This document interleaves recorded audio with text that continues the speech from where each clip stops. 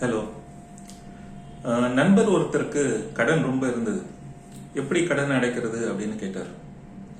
கடன் அடைக்க ஒரே வழி, கடனுக்காக நாம செலுத்த வேண்டிய தொகையை விட அதிகமா வருமானம் ஈட்டுறது தான், இல்லையா?